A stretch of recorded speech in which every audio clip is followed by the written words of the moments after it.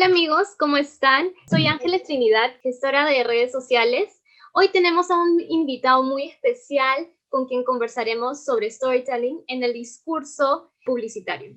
Él es redactor publicitario con más de 20 años de experiencia, ha trabajado en agencias de publicidad como Evoluciona, Adiviti o Peanuts and Monkeys para clientes como Mitsubishi, Lexus o The Walt Disney Company. Es socio fundador y director creativo de la agencia Madrid-Nassau y además de impartir cursos sobre publicidad y creatividad en España, México y Perú. Bienvenido, Sergio. Encantados de tenerte en el programa. Muchas gracias. Igual de encantado. O más. Ok. Damos inicio a las preguntas.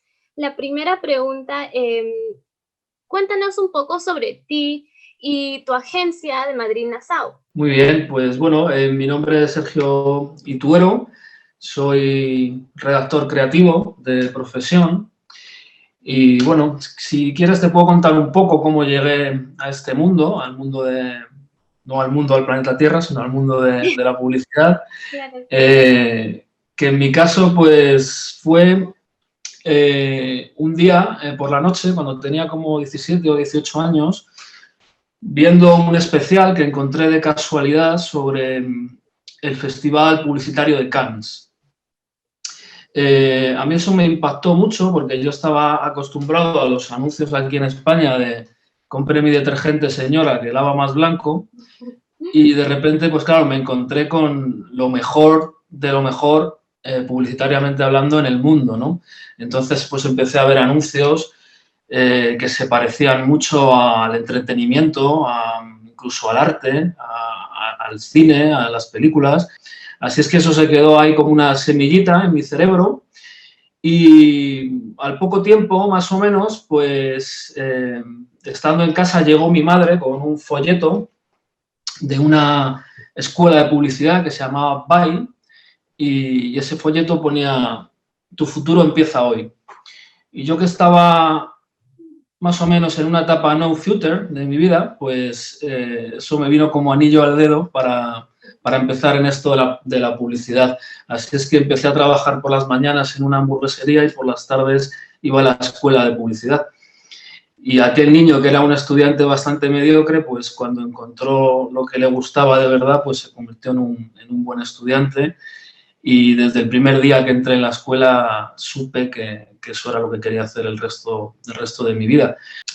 Como te decía, encontré trabajo rápidamente y luego pues pasé por varias agencias de publicidad hasta que en el año 2010, en plena crisis mundial, pues decidí abrir mi propia agencia de publicidad y bueno, pues lo que parecía una locura pues ha durado hasta hoy, que ya son 11 añitos, lo cual no está nada mal.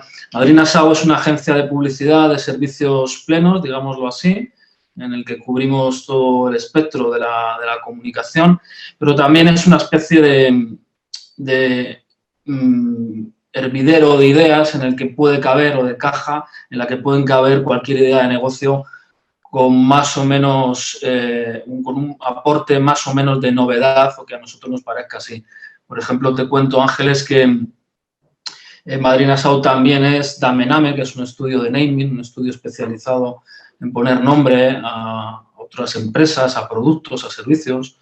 Madrid-Nassau también es Abaniera, que es un estudio, si cabe, más peculiar porque ponemos nombres a bebés, nombres únicos de bebés, es decir, nombres que no existan en el país en el que viva la criatura.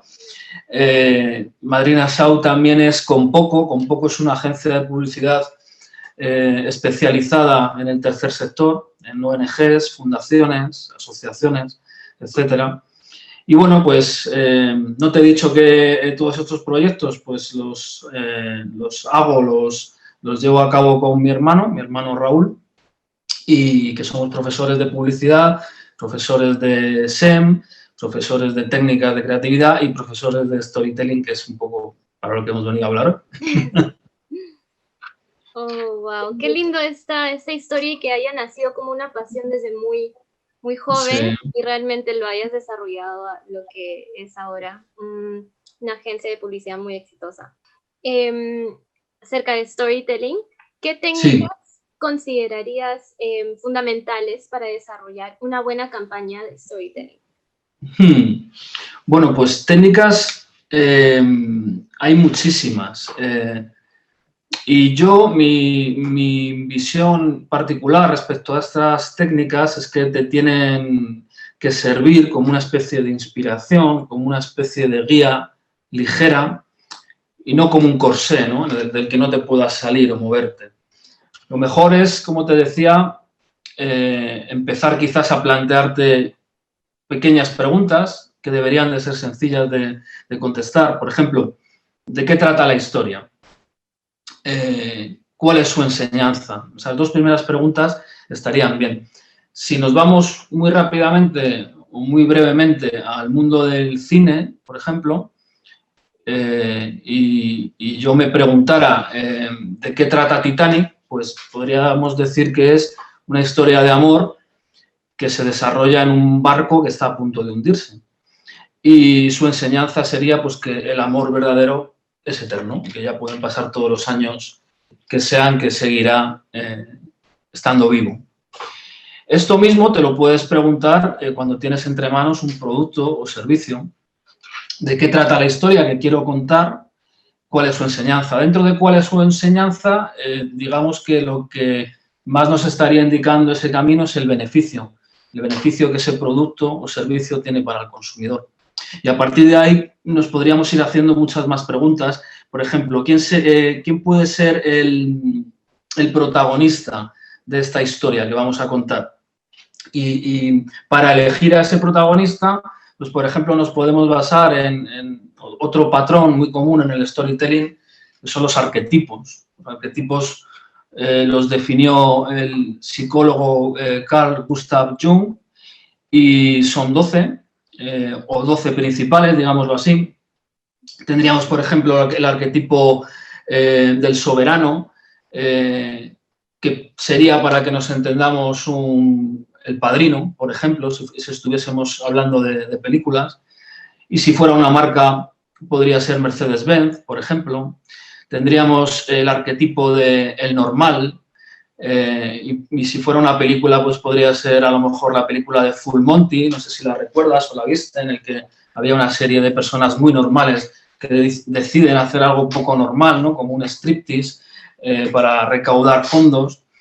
Y si fuera una marca, pues esa marca podría ser en España, por ejemplo, Dick, que es un whisky, digamos, de una gama media, o sea, de un precio medio, ¿no? Y que en su publicidad va dirigida a ese tipo de persona que no quiere gastar una gran cantidad de dinero en un whisky.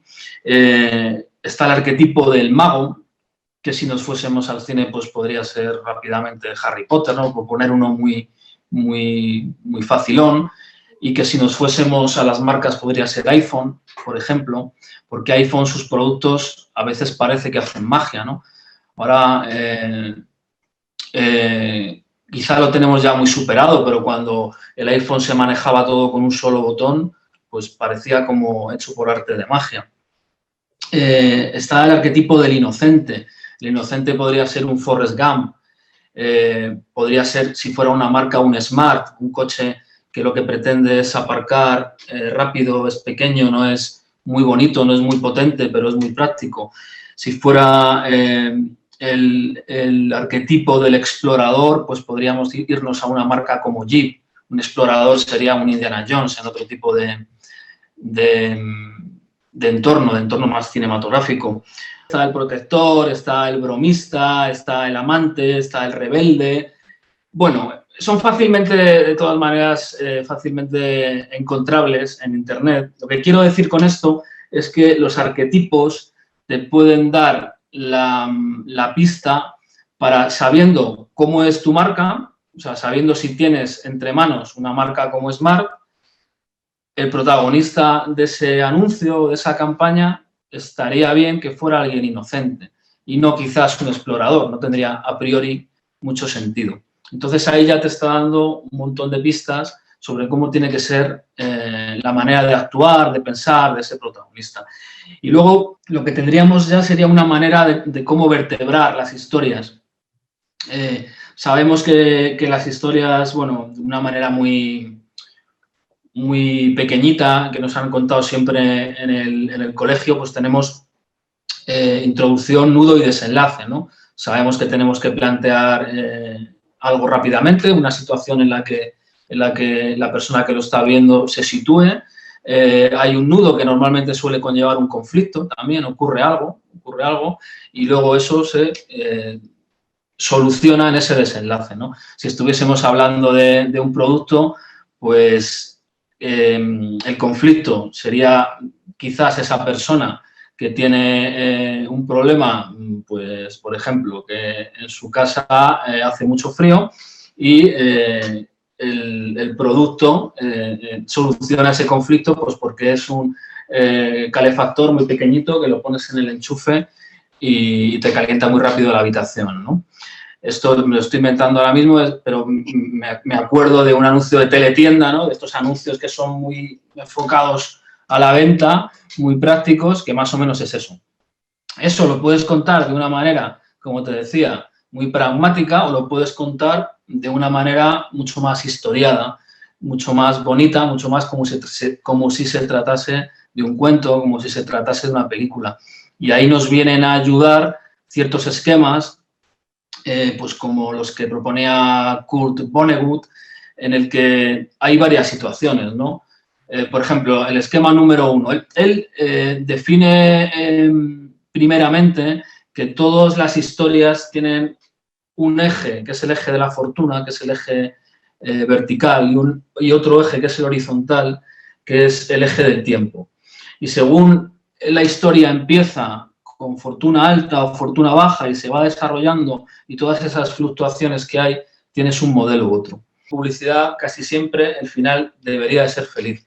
Digo casi siempre porque a veces en la comunicación, por ejemplo, de ONGs o de fundaciones, cuando te estás enfrentando a problemas muy serios, por ejemplo, la mutilación femenina, sí se puede utilizar el esquema de mal en peor, porque estamos en un país a lo mejor con unos niveles de pobreza muy altos y encima, aparte de eso, machismo, violencia, etcétera. Claro, sí. Ok. Bueno, nos queda claro esa pregunta de las técnicas, más o menos resumida en unos 5, reconociendo el personaje principal y la historia, cómo se desarrolla la historia.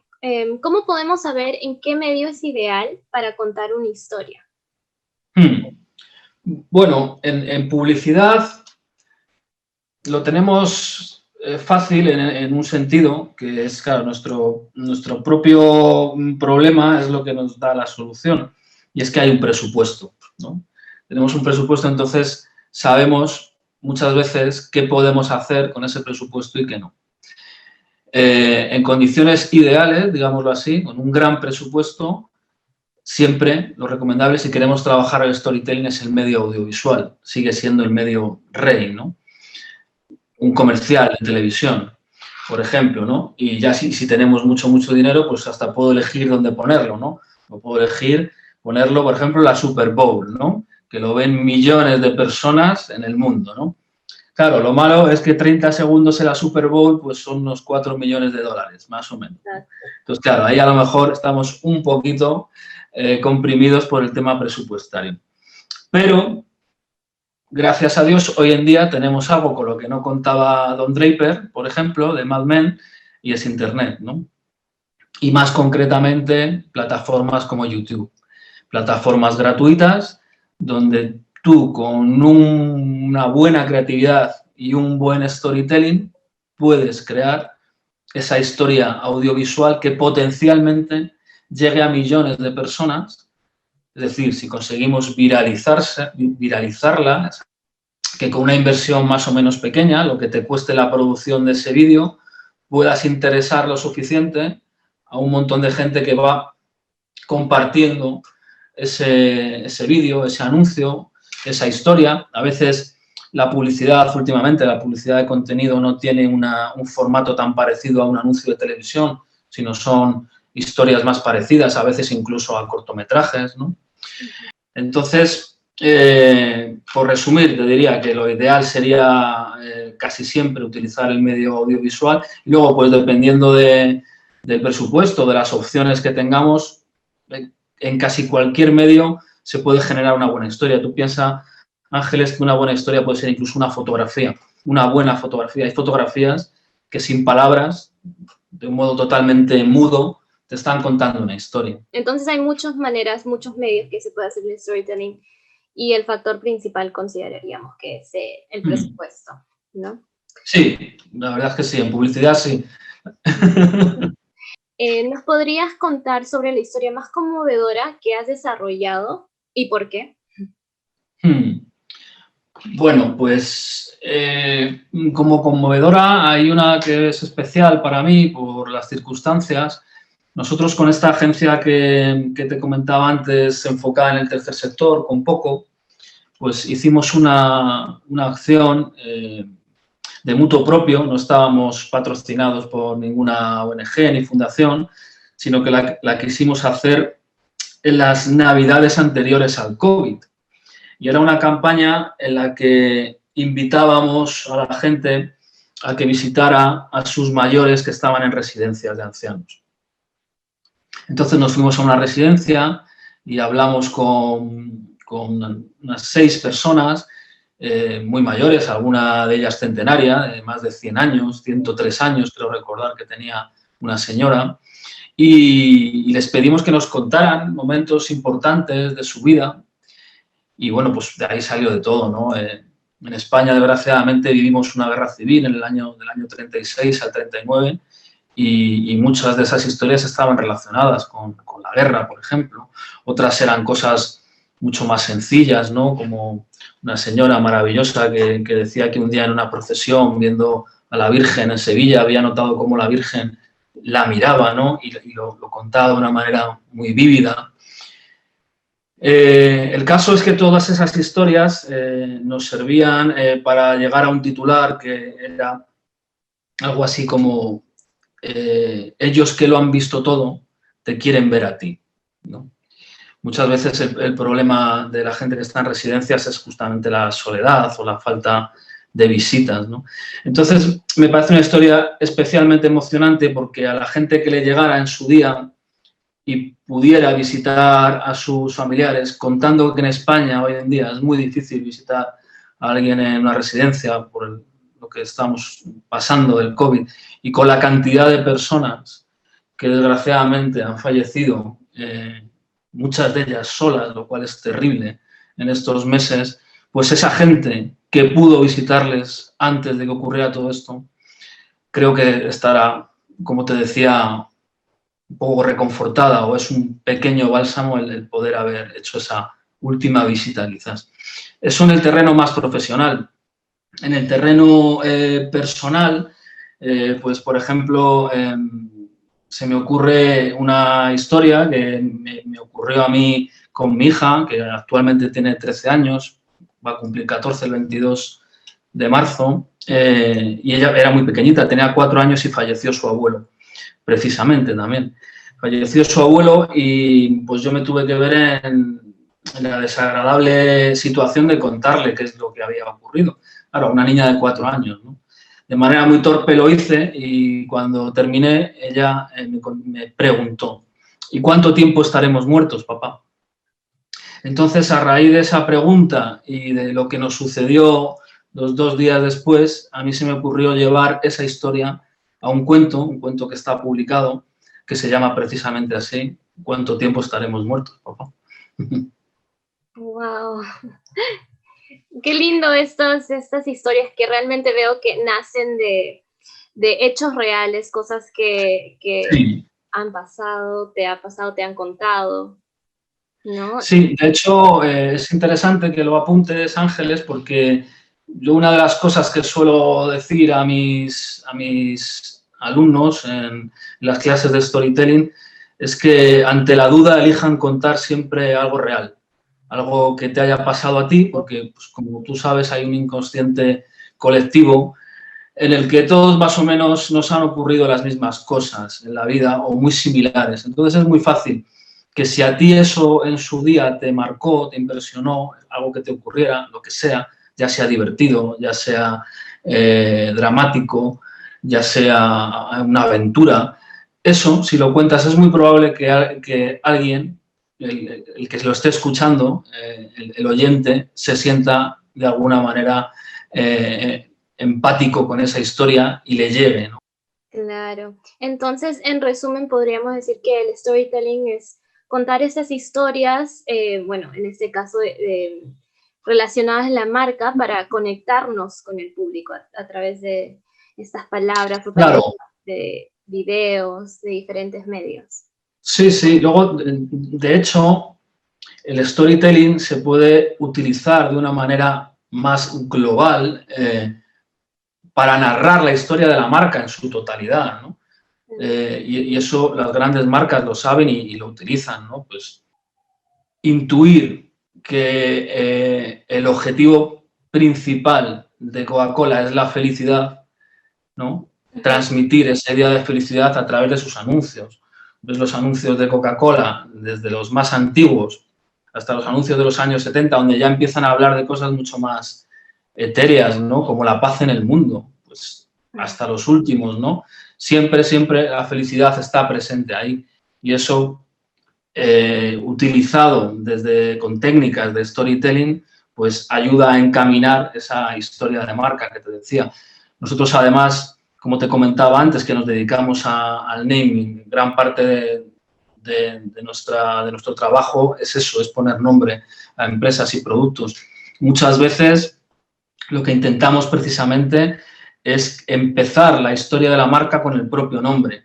Y a veces el propio nombre tiene una historia detrás para que así el cliente en una entrevista o en una reunión comercial, cuando le pregunten ¿y por qué tu marca se llama así?, él puede contestar, pues se llama así porque... Claro. Gracias, Sergio, por compartirnos tus conocimientos y tu experiencia, todas estas historias que has desarrollado y contado.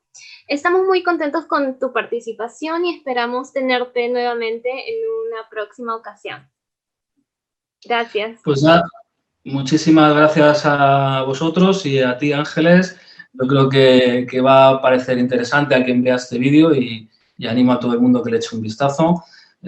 Hay un curso en Creana de storytelling justamente, si quieren avanzar más en este tema. Y nada más, un saludo muy afectuoso desde Madrid a todo el que me esté viendo.